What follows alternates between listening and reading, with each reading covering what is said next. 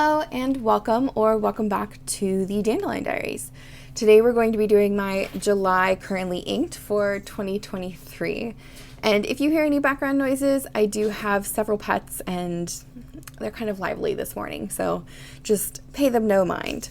But we're going to get started with what I have inked up over here, and we're going to flip to my page where I like to put everything down. If you watched my June currently inked, you'll know that I like to put all of my ink swatching and what the pen I used and the ink I used over here.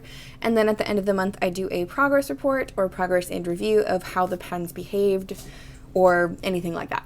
Something new I added is a stamp. So I'm going to be using this stamp right here, which I got from jetpens.com. It is just a little ink vial stamp, and I'm going to be filling it in at the bottom of the page.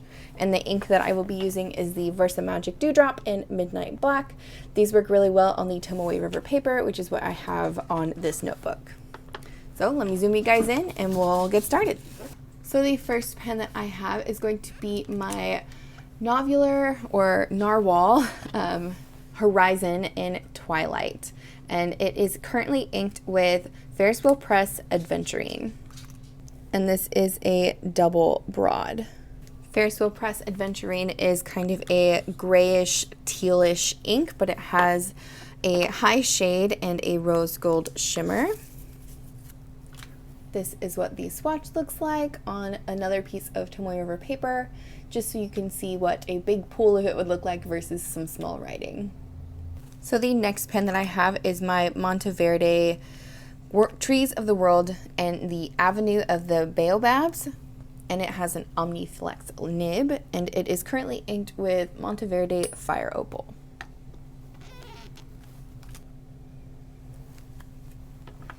And if you're curious, this is what the big swatch of Fireopal looks like. It is a gorgeous orangey, muddy red color, and I really wanted it to kind of symbolize the color scheme that I was going for, which I will name to you in a little bit. The next pen I have is my Benu Euphoria in Iced Caramel Latte, which is a Goulet Pens exclusive. This is my very first Benu I ever owned, and probably will not be my last, but for now I am very much satisfied with this pen. It is in a fine nib and is currently inked with 𝗕𝗵𝗄𝗃 Cappuccino. And the large swatch of 𝗕𝗵𝗄𝗃 Cappuccino looks like this. It is kind of a muted brown in my opinion. It's not super shiny or crazy. It's just a standard. It does have a little bit of a black sheen to it, but it's very, very minimal and doesn't really pick up when you're writing with it. Next, for my July currently inked, we have my Leonardo Momento Zero Grande in Sunflower. And I love this pen so much. The color of this it just makes me super happy. It is an extra fine nib and is currently inked with DeAtramentis Jane Austen. And Jane Austen is very much a kind of muted ivy green to me. It has this beautiful dark shade to it and also a small, very, very small amount of sheen. At least on this swatch here. I haven't had it sheen on anything else, but on this page for some reason it decided to have a tiny red sheen. It is incredibly small. There's hardly any way you could maybe see it on camera, but it doesn't usually have a sheen in my opinion. It's just a standard ink with a little bit of shading. The next pen that I have is my TWISBI Smoke Rose Gold with a stub 1.1 nib, and it is currently inked with one of the Diamine ink vent from the green edition, and it is Diamine Upon a Star.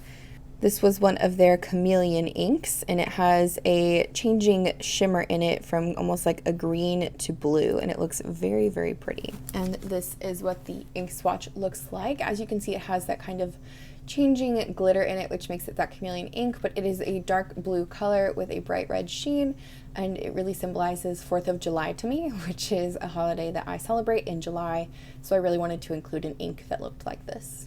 The second to last pen that I have inked is my Laban Rosa in Lilac, and this has a medium nib, and I have it currently inked with J. Herbin, is it Poussiere?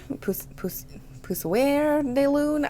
My French, as I have said in many videos, is absolutely atrocious, so I do apologize as I definitely butchered that. Please correct me on how to pronunciate it in the comments. And this purple ink is very dark in the Laban, but on a swatch it is a little bit lighter. So I think with the shading that it has to that darker purple, the medium nib really pulls out that darker shade more than the lighter shade, and I think it looks absolutely beautiful. And the last pen I have inked up is the one that I most recently shared with you guys, and that is my Traveler's Company pen in brass. And it's already started to patina a little bit, even in the short amount of time that I have had it. And it has a fine nib, and I currently have it inked with Sailor Black. I like to have at least one pen at all times inked with a black ink, and I change my black just periodically through all the different ones that I've tried. And I will say Sailor's Black in this pen is absolutely gorgeous.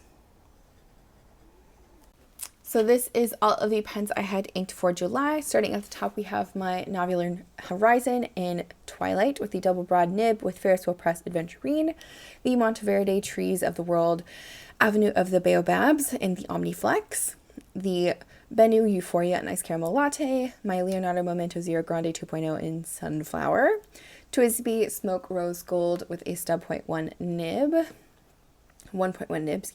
a Laban Rosa in Lilac, and then my Traveler's Company brass pen way down here.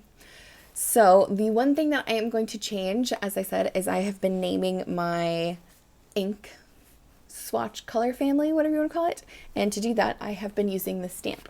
So as I mentioned in the beginning, I got it from jetpens.com, but I'm just going to go ahead and press this down, and I am going to stick it right here in the middle. And I think it looks really good. Also, because I forgot, this is what the Sailor Black swatch looks like. In case anybody was wondering, I apologize. I didn't get it right after the writing, but it is just your standard black with a little bit of black sheen to it.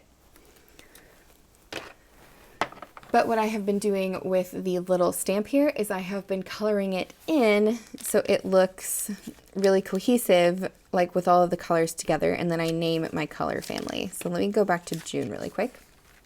So this is what I did for June. I had all of my colors inside of it, and then in the bottom I wrote Desert Summer, which was the color scheme I was going for. So for this one, I am naming this Winter in July.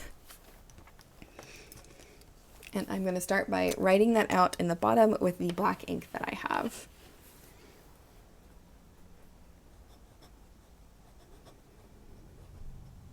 And it is not centered, but I'm okay with it. And the reason why I wanted to name it Winter in July is because I did pick a lot of very dark colors, but also because it is very, very hot where I am, like 100 degrees Fahrenheit plus sometimes.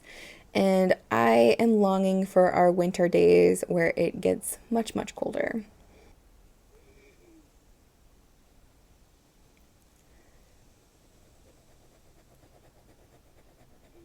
Alrighty, so that is all of the inks that I currently have in all of the pens I chose for July. I really am enjoying my little color family swatch down here with all of the inks kind of together in one little space. It helps me see how they would look like if I were to use all of them on one page, kind of like I have here, but in a more, I don't know, compact space. Let me know what you think if I titled this correctly as Winter in July with the colors that I chose, or if you have a more creative name, I would love to hear it down in the comments. And if you're interested in the progress report of what happens with this, be sure to subscribe because I will be uploading it at the end of the month. I also have an Instagram if you're interested. I do post ink swatches there, planner content, and other things that I love, like my garden and my pets, so you can feel free to follow me over there. I will leave my handle on the screen.